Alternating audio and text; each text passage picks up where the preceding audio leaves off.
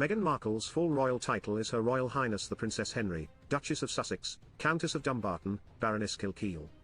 But the ex-working royal reportedly felt that her princess style was the most important to her.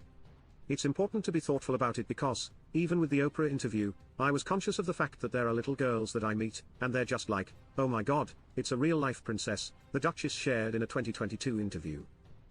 I just look at all of them and think, you have the power within you to create a life greater than any fairy tale you've ever read, she added.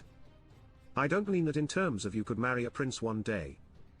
I mean you can find love. You can find happiness.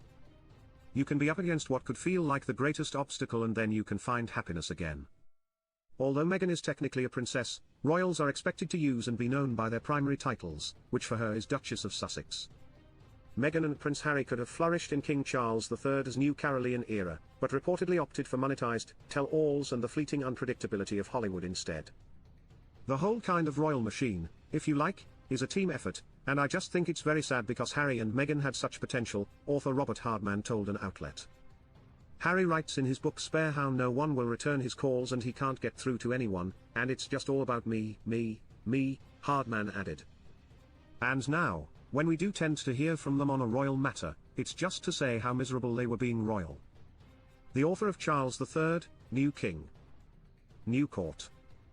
The Inside Story pointed out how there is no question that Harry and Meghan will never be allowed to work for the crown again.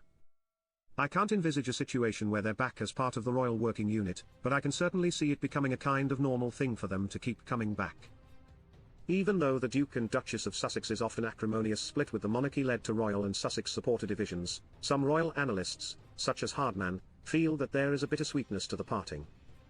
It's a family at the end of the day, and they did have so much to give. I mean, when you look back on that sunny day in May 2018 and that sense of promise, all they were going to be doing for the Commonwealth. Daily Mirror reported on Meghan's comments.